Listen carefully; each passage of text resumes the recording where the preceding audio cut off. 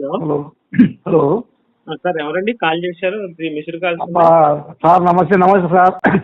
నమస్తే సార్, చెప్పండి. నేను ఒక 2 నెలల నుంచి మీకు ఫోన్ చేస్తున్నా సార్. ఆహా, దేనికండి? ఏం లేదు, మీ వాయిస్ మీ యొక్క ప్రసంగము బ్రహ్మాండంగా ఉన్నాయి sir. I'm proud of you. Okay okay, thank you అండి. ఏ ఊరు నుంచి సార్ సార్ మీరు మాట్లాడేది? నాది గిద్దరు తాలూకా ముల్లపల్లి గ్రామం సార్. ఓకే సార్, చెప్పండి సార్. ఏం లేదు సార్, కొంచెము ఒక లేడీ ఉంది, ఆమెకు అది ఏమన్నా మెసేజ్ పంపండి సార్ నాకు. అది కొంచెం బైబిల్లో కొటేషన్స్. పంపిస్తాను సార్, తప్పకుండా అండి. Thank you very much sir. పంపిస్తాను సార్, పంపిస్తాను. Thank you sir. Sir okay. B Charles head master. Charles అంటే మీరు క్రిస్టియనా అండి? Sir Christian sir. నేను ఎక్కువ కాశీనాయన నమ్ముతా సార్. ఏంటండి? నేను ఎక్కువ క్రిస్టియనే, నేను ఎక్కువ కాశీనాయన నమ్ముతా. అంటే అది ఆయన హిందూ దేవుడు సార్. కాశీనాయని ఒడికుంట దగ్గర ఒక గ్రామం ఉంది. ఆహా, మీరు క్రిస్టియనేనా? అవును సార్. క్రిస్టియన్ అయ్యి క్రిస్టియన్కి వ్యతిరేకంగా ఎలా ఉంటారండి? సార్ నేను ఎక్కువ కాశీనాయన నమ్ముతా సార్. అవునా? అవును సార్, నేను హిందూ మతాన్ని ఎక్కువ నమ్ముతా. అండి చర్చికి పోను సార్. చర్చికి పోరా? పోను సార్. మరి ఏ దేవుణ్ణి మీరు హిందూ దేవుళ్ళనే పూజిస్తారా? అవును సార్. బాప్టిజం తీసుకున్నారండి మరి? తీసుకోలేదు సార్. తీసుకోలేదా? తీసుకోలేదు సార్. మరి చార్లెస్ అని ఎట్లా పెట్టుకున్నారు పేరు? అది మా నాయన పెట్టాడు సార్. ఆర్మీలో ఉన్నప్పుడు మా నాయన చార్లెస్ చంద్రకుమార్ అని పేరు పెట్టాడు సార్. మీ నాన్న వాళ్ళు క్రిస్టియన్సా అండి?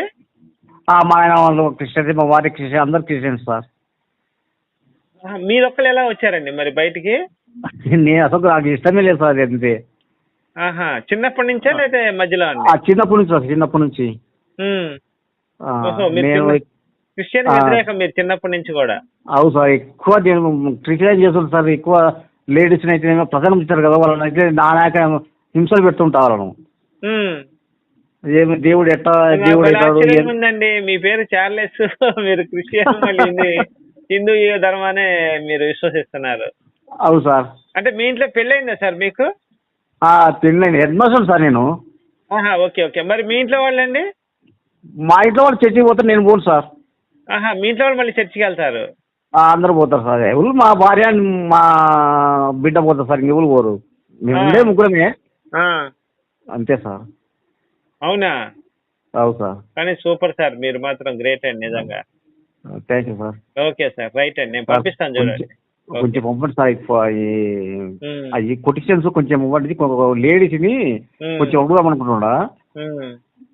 నేను ఫస్ట్ అడిగింది ఏంటంటే సార్, నేను యెహోవా దేవుడు యేసుక్రీస్తు యెహోవా దేవుడు అవ్వను ఆదాము సృష్టించిండు.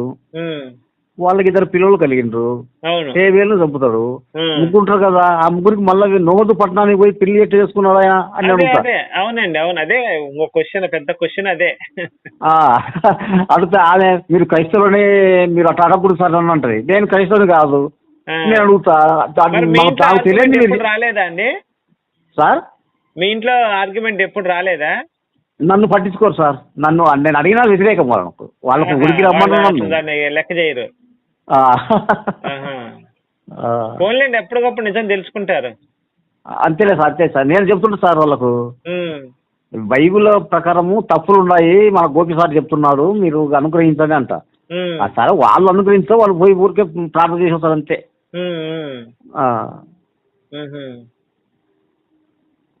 సరే సార్, అట్లయితే నేను పంపిస్తాను చూడండి. Thank you sir. Okay sir, right అండి.